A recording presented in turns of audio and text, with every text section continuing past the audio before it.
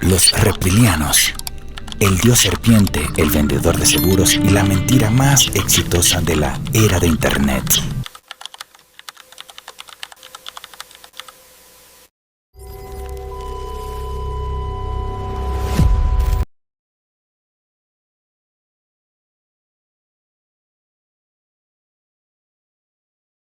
Durante más de 5.000 años, en templos de piedra caliza en Egipto, en pirámides escalonadas de la selva de Yucatán, en textos sagrados de la India y en tablillas de arcilla de Mesopotamia, el ser humano ha tallado, pintado y venerado la misma figura una y otra vez, una serpiente con inteligencia, con poder y en muchos casos con forma humana. Y en 1999, un expresentador deportivo británico se paró frente a una audiencia en Vancouver y afirmó algo que ninguna civilización antigua había afirmado jamás con esas palabras exactas, que la reina de Inglaterra era, literalmente, un reptil que cambiaba de forma. Entre esas dos escenas hay una distancia de 5 milenios, y esta noche vamos a recorrerla completa, sin atajos, discutiendo con precisión quirúrgica qué es mitología, qué es ficción y qué es una teoría que jamás ha presentado una sola prueba verificable. Bienvenidos a Exploradores del Infinito, donde la realidad empieza a romperse. La serpiente que todas las civilizaciones tallaron. Empecemos por lo que es, sin ninguna duda, un hecho histórico y arqueológico verificable. La serpiente es una de las figuras más repetidas en la iconografía religiosa de la humanidad y aparece de forma en culturas independientes que jamás tuvieron contacto entre sí.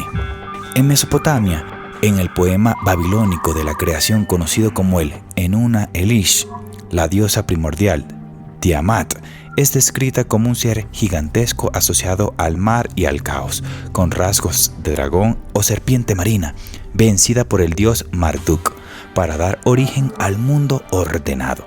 Sellos cilíndricos sumerios que hace más de 4.000 años muestran también a la deidad Ningishida, representada con el cuerpo entrelazado de 2 serpientes, asociada a la sabiduría del inframundo. En Egipto, la cobra erguida, conocida como Uraeus, aparecía en la frente de los faraones desde al menos la primera dinastía hasta más de 5.000 años.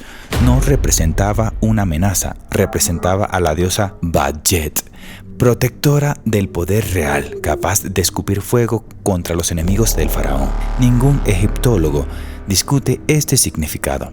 Está documentado en cientos de tumbas y templos. Quetzalcóatl, Kukulcán y los nagas. En Mesoamérica, la serpiente emplumada fue una de las deidades más importantes durante más de 1.500 años. Entre los toltecas y luego los aztecas se le llamó Quetzalcóatl, asociada a la creación, el conocimiento y el planeta Venus. Entre los mayas, la misma figura conceptual recibió el nombre de Kukulcán y su templo principal, la pirámide de Chichén Itzá, está orientado con tal precisión astronómica que 2 veces al año durante los equinoccios, la sombra proyectada sobre la escalinata simula el cuerpo de una serpiente descendiendo. En la India, los nagas son seres semidivinos con torso humano y cuerpo de serpiente, presente tanto en el hinduismo como el budismo, desde hace más de 2.000 años, asociados a menudo con la protección de tesoros, aguas sagradas y conocimiento oculto. Ningún arqueólogo ni historiador de las religiones sostiene que esta figura describa reptiles reales caminando entre los humanos. El consenso académico es claro. Son representaciones simbólicas ligadas a la fertilidad, el ciclo de la renovación de la piel de la serpiente como metáfora de la regeneración y el respeto ancestral y el miedo que estos animales generaban en sociedades agrícolas. El punto en común que sí es real. Lo que sí es un hecho documentado y que los divulgadores de teorías modernas suelen usar como punto de partida es que estas tradiciones surgieron en civilizaciones que, según la arqueología actual, no tuvieron contacto directo entre sí en el momento de su formación. Egipto, Mesopotamia, Mesoamérica y la India desarrollaron mitologías de serpientes sagradas de forma esencialmente independiente. Los antropólogos explican esta coincidencia como una hipótesis mucho menos dramática que una civilización oculta compartida. La serpiente es, junto al gran felino y el ave rapaz, uno de los pocos animales capaces de matar a un ser humano adulto en la mayoría de los continentes habitados. El miedo compartido, sumado al fenómeno visualmente impactante de la muda de piel, produjo simbolismos parecidos en sociedades separadas por océanos. Esa es la explicación aceptada por la comunidad académica. Guárdala, porque en unas décadas alguien decidirá interpretar exactamente esta misma consecuencia de una manera completamente distinta. El protocolo oculto. El hombre que lo empezó todo. Para llegar al reptiliano moderno, tal como se entiende hoy en Internet, hay que hablar de un solo hombre. David Vaughan Icke, nacido en 1952 en Leicester, Inglaterra. Icke fue durante los años 70 un portero de fútbol profesional en clubes menores del sistema inglés, hasta que una artritis reumatoide truncó su carrera. Después trabajó como presentador deportivo para la cadena de BBC durante los años 80, con una carrera pública estable y ampliamente documentada en los archivos de esa misma cadena. En 1990, Icke firmó públicamente haber recibido un mensaje psíquico de un medium llamado Betty Shine, quien le habría dicho que él tenía una misión espiritual especial en el planeta. Poco después, en una entrevista muy citada con el programa de entrevistas de Terry Wogan de la BBC en el año 1991, Icke se declaró a sí mismo como hijo de Dios ante una audiencia que respondió según la grabación original disponible en los archivos de la cadena con risas generalizadas. Ese episodio televisivo marcó, según el propio Icke, ha declarado en entrevistas posteriores, el fin de su carrera mediática convencional y el inicio de su carrera como autor independiente. 1999 nace la teoría reptiliana moderna. Ese año, en el 99, Icke publicó el libro que definiría el resto de su carrera, El robot más grande, en el que introdujo por primera vez la forma sistemática la idea de que una raza extraterrestre reptiliana llamada los Anunnaki habrían llegado a la Tierra en la antigüedad, se habría cruzado genéticamente con líneas de sangre humanas específicas y hoy controlaría en secreto a los gobiernos, las familias reales, la banca internacional y los medios de comunicación desde las sombras. Según esta teoría, estos seres tendrían la capacidad de cambiar de forma, adoptando apariencia humana casi permanentemente, salvo en momentos específicos, capturados según sus seguidores en videos de baja resolución de discursos oficiales, donde su verdadera forma reptiliana se manifiesta brevemente. Icke tomó prestado el término Anunnaki de los escritos del autor Zecharia Sitchin, quien en los años 70 había propuesto, sin respaldo de ningún asiriólogo profesional, que los Anunnaki de la mitología sumeria real, que en los textos originales son simplemente los que del cielo vinieron, una expresión poética para referirse a las principales deidades sumerias. Eran en realidad astronautas extraterrestres. Ningún especialista académico en lenguas y religiones de Mesopotamia, ni entonces ni ahora, respalda esa traducción ni esa interpretación. Fuente verificable. ¿De dónde sacó Icke la palabra reptiliano? Es importante un dato que rara vez se aclara. La idea de que híbridos reptiles gobernando en secreto no nació de Icke desde cero. En 1980, más de una década antes, el escritor de ficción y ocultismo estadounidense Brad Steiger ya había publicado teorías sobre una raza de serpiente antigua conviviendo en secreto con la humanidad, en su libro God of Aquarius. Icke combinó esa idea previa con la interpretación de Sitchin sobre los Anunnaki con elemento de la iconografía religiosa antigua que vimos en el acto 1 y con su propia experiencia personal de haber sido públicamente humillado por la prensa británica en el año 91. El resultado fue una síntesis nueva, no una tradición antigua ininterrumpida, sino una teoría construida activamente al final del siglo XX, con autoría identificable y fechas de publicación verificables. Esto no significa que Icke mintiera de forma consciente sobre su propia creencia. Muchos periodistas que lo han entrevistado a lo largo de décadas coinciden en que Icke se presenta como sinceramente convencido de su teoría. Significa simplemente que la tradición reptiliana milenaria que muchos videos de internet dan por sentada tiene en realidad una fecha de nacimiento documentable: 1999. Ahora, antes de seguir con la parte más oscura de este archivo, quiero preguntarte algo directamente a ti. Todos tenemos una historia, un momento en el que vimos, escuchamos o vivimos algo que no supimos explicar del todo. No estoy hablando de reptilianos, estoy hablando de esa sensación, una coincidencia, un testigo, un recuerdo que no termina de encajar, que quizás nunca le has contado a nadie fuera de tu círculo cercano. Cuéntamela en los comentarios. No necesitas ser sobre extraterrestres ni gobiernos secretos.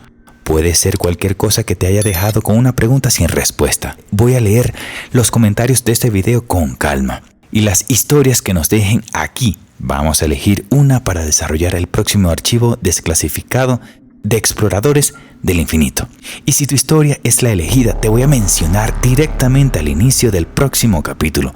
Y construiremos la investigación a partir de lo que tú nos cuentes.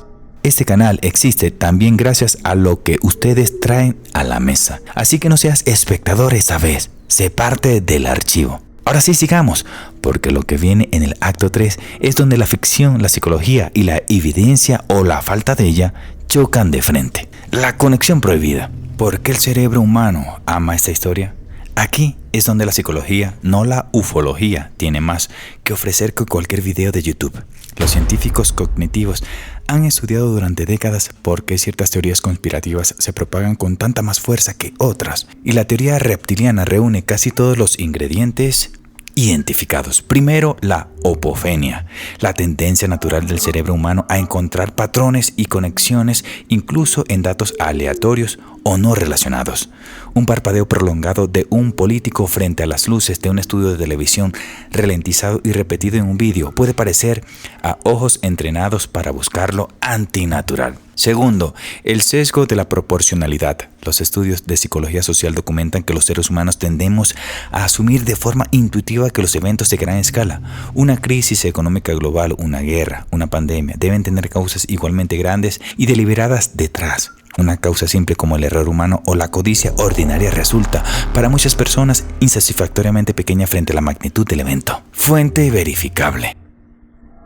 Tercero, Internet no inventó las teorías conspirativas, pero sí resolvió su principal problema logístico histórico: encontrar a otras personas que crean lo mismo que tú. Antes de la red, una persona convencida de la teoría reptiliana estaba prácticamente sola. Hoy, encuentra comunidades enteras en minutos, lo que la psicología social identifica como un poderoso mecanismo de refuerzo social de creencias sin que eso implique en absoluto que la creencia sea cierta. Cuando la ficción se disfrazó de evidencia. En 1983 la cadena NBC estrenó la miniserie 5 sobre la invasión extraterrestre encubierta. Seres de aspecto humano que resultan ser bajo una piel sintética, reptiles hostiles disfrazados para ganarse la confianza de la humanidad antes de dominarla. La serie fue un éxito masivo, con una segunda miniserie de 1984 y una serie regular 1984 y 1985 y un remake producido por la ABC entre 2009 y 2011. 5 es, sin ambigüedad alguna, una obra de ficción creada por el guionista y productor Kenneth Johnson como una alegoría deliberada sobre el ascenso del fascismo, inspirada explícitamente por el propio Johnson en la novela Eso no puede pasar aquí, de Sinclair Lewis, sobre el régimen autoritario que se instala en los Estados Unidos disfrazado de popularismo benevolente. Sin embargo, investigadores de cultura de Internet han documentado en foros de conspiración de finales de los 90 y principios de los 2000 capturas de pantalla y fotogramas de 5 circulando sin atribución de origen, presentado por algunos usuarios como si fueran evidencia real de transformaciones reptilianas capturadas por cámara de noticias, entre líneas de ficción de 1983 y la evidencia compartida 20 años después. Se difuminó para una parte de las audiencias de Internet exactamente el fenómeno de mezcla entre ficción y percepción de hechos que documentan los estudios sobre difusión de desinformación, lo que nunca ha aparecido. Y aquí llegamos al punto más simple, al mismo tiempo más contundente de todo este episodio.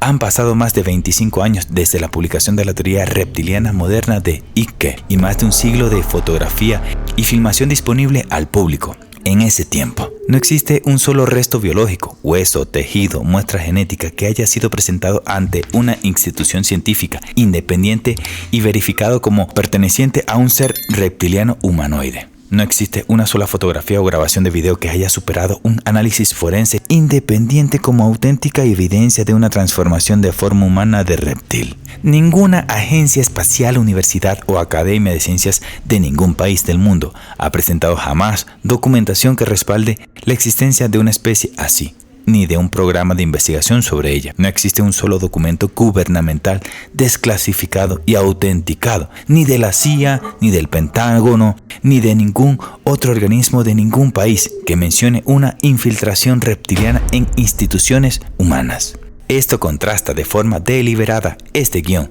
con episodios anteriores de Exploradores del Infinito, como Área 51 o Filadelfia, donde sí existen documentos desclasificados reales, testimonio bajo juramento ante el Congreso y programas gubernamentales confirmados que generan preguntas legítimas sin respuestas. Esa diferencia no es un matiz menor, es la diferencia central entre un misterio documentado y una narrativa sin evidencia de ningún tipo. Antes de cerrar este archivo, vuelvo a insistir en algo, porque de verdad quiero que este canal se construya con ustedes. Piensa en tu familia, en tu pueblo, tu barrio, tu país. Casi siempre hay una historia local que se cuenta en voz baja, un lugar que nadie quiere visitar de noche, un suceso que los mayores mencionan y luego cambian de tema, una leyenda que todos conocen pero nadie investiga en serio. Escríbeme esa historia en los comentarios de este video. Mientras más detalles nos des, el lugar, cuándo ocurrió, quién lo contó, más material tendremos para investigarla de verdad con el mismo rigor que usamos hoy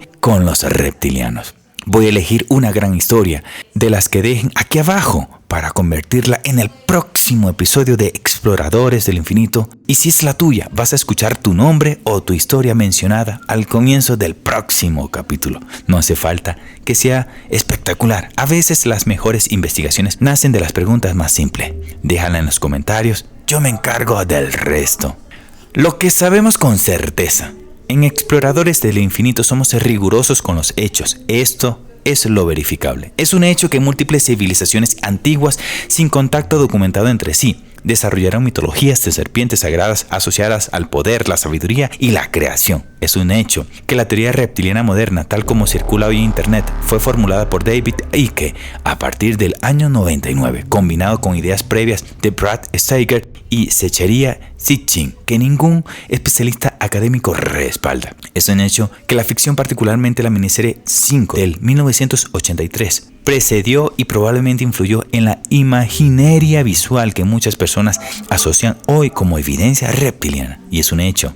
Hasta la fecha en este video no existe ninguna prueba biológica documentada, fotográfica o institucional de ningún tipo que respalde la existencia de una especie reptiliana infiltrada en esa humanidad. La pregunta que sí vale la pena hacer, la pregunta más interesante en este episodio, no es si los reptilianos son reales. La pregunta es: ¿por qué una teoría sin ninguna evidencia verificable formulada por un solo hombre hace un cuarto de siglo logró conectar con una simbología religiosa y 5.000 años de antigüedad con tanta fuerza que millones de personas hoy no distinguen entre ambas? No te decimos que no hay nada extraño en cómo el ser humano, en extremos opuestos del planeta y de la historia, siguió dibujando la misma serpiente sabia una y otra vez. Pero tampoco podemos decirte con ningún tipo de evidencia real que esa serpiente antigua y el político que parpadea raro en un video de mala calidad son la misma criatura. A veces el misterio más profundo no es lo que se oculta entre nosotros, es porque elegimos una y otra vez creer en la versión más extraordinaria de la historia, incluso cuando la versión aburrida es la única que tiene pruebas. Soy tu guía en Exploradores del Infinito. Si este video te abrió los ojos, compártelo, suscríbete y sobre todo, no te dejes de preguntar. Hasta el próximo archivo desclasificado.